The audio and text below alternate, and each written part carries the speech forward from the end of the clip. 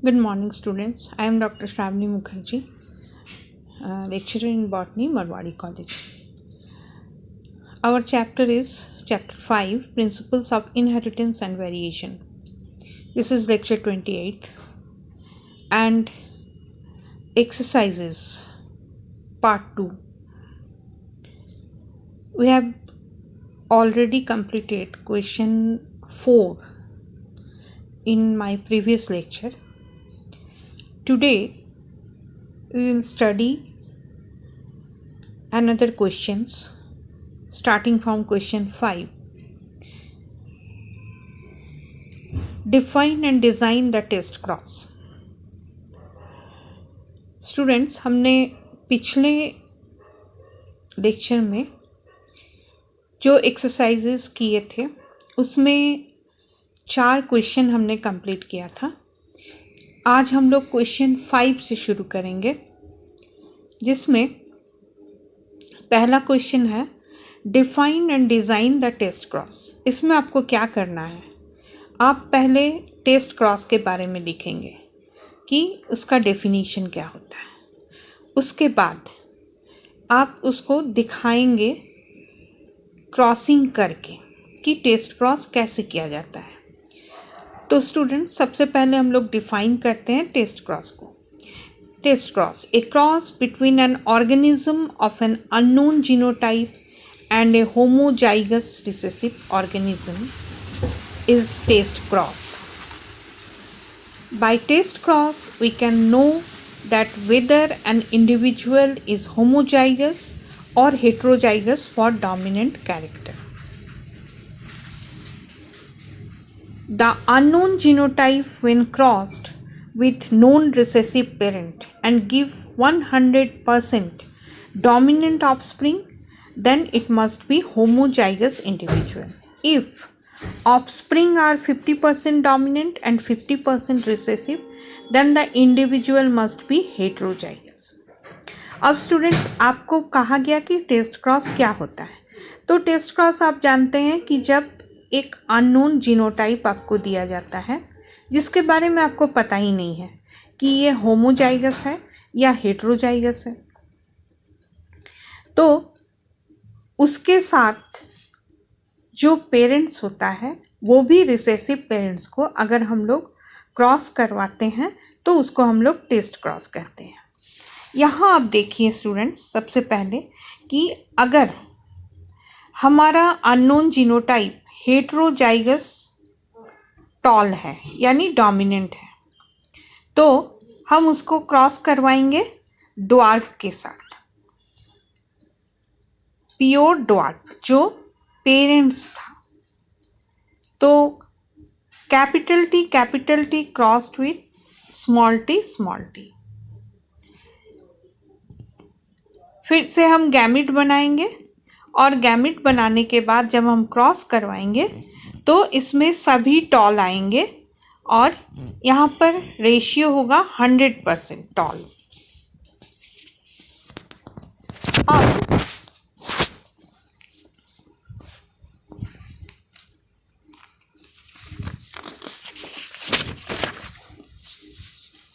Second case लेते हैं.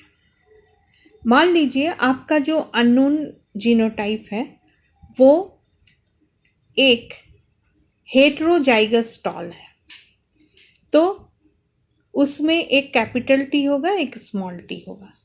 फिर से हम यहाँ पर गैमिट्स बनाएंगे और उसको क्रॉस करवाएंगे किससे, ड्वार्फ से जो एक रिसेसिव पेरेंट्स है, स्मॉल टी के साथ.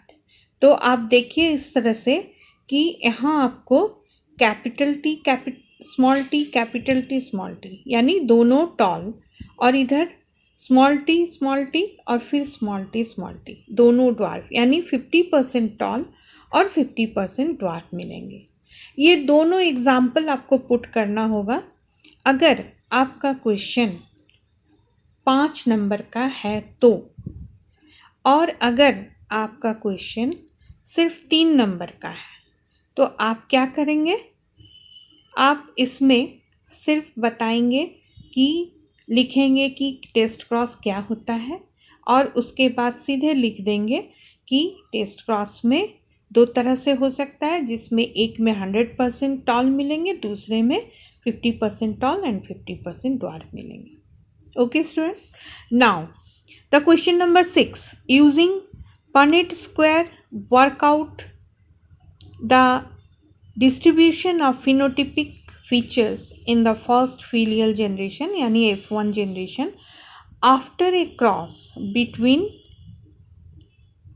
homozygous female and a heterozygous male for a single locus।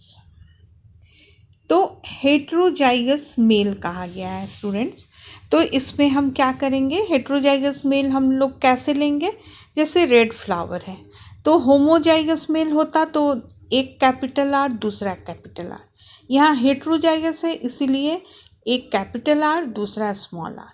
उसके साथ किसको क्रॉस करवाने बोला है, होमोजाइगस फीमेल को, यानी दोनों स्मॉल आर होंगे। ये वाइट फ्लावर है। अब क्रॉस करवाने के बाद यहाँ पर आप सीधे पनेट स्क्वायर में जाएंगे।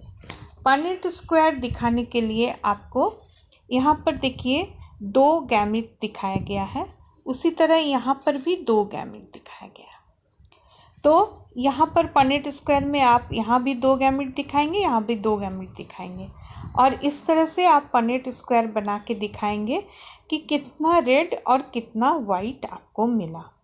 तो रेड मिला 2 एंड वाइट मिला 2, किस रेशियो में, 1:1 के रेशियो में।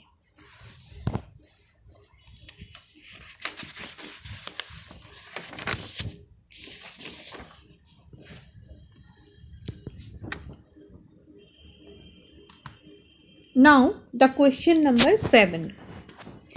When a cross is made between tall plant with yellow seed and tall plant with green seeds, what proportion of phenotype in the offspring could be expected to be a tall green and B dwarf green?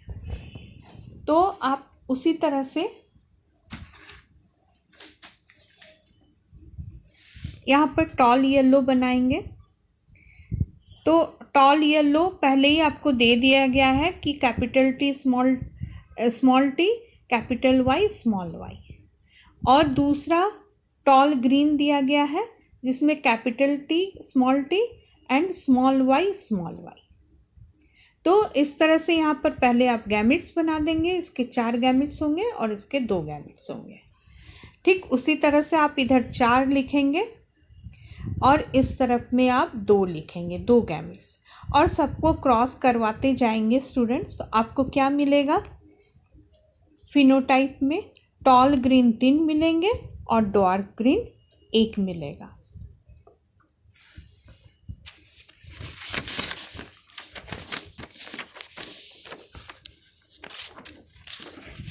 Now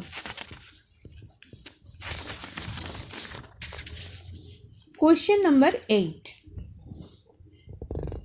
ये question linkage से आया है। Linkage आप पढ़ चुके हैं students. 2 heterozygous parents are crossed.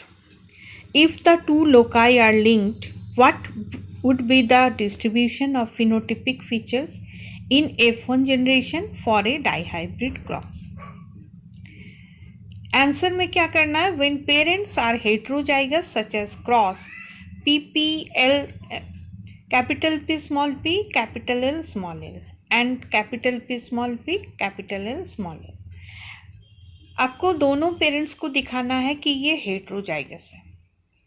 The 4 types of individuals is form and 2 types of gametes are form and 2 types of phenotypes are found in F1 generation is in dihybrid cross. Hence purple long in ratio 3 and red round in ratio 1. 3:1 के ratio में purple long and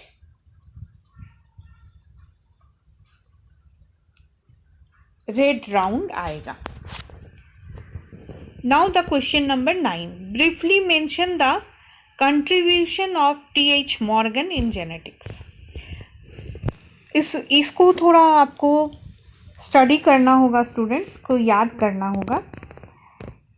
T.H. Morgan on the basis of studies on Drosophila melanogaster, जिसको हम लोग fruit fly कहते हैं, formulated the chromosomal theory of linkage. He discovered the sex chromosome, sex linkage, and gave the technique of chromosome mapping. He wrote a book, The Theory of Gene, in 1926, which had a major help in genetics. He was awarded Nobel Prize in 1933 for his work on the role of chromosome in heredity. He is considered as the father of experimental genetics. एक छोटा सा note था TH. Morgan के बारे में, ये आप अच्छी तरह से याद कर लेंगे। कौन से बुक उन्होंने लिखा था, कब उनको नोबेल प्राइज़ मिला था और किस किस फील्ड में उनका काम था। मेनली आपको याद रखना है कि फ्रूट फ्लाई पर उनका काम था। ओके स्टूडेंट, तो हम लोगों ने सारा एक्सरसाइज कर लिया। अब नेक्स्ट क्लास में हम लोग नया चैप्टर शुरू करेंगे, that is the molecular basis of heredity. Thank you students.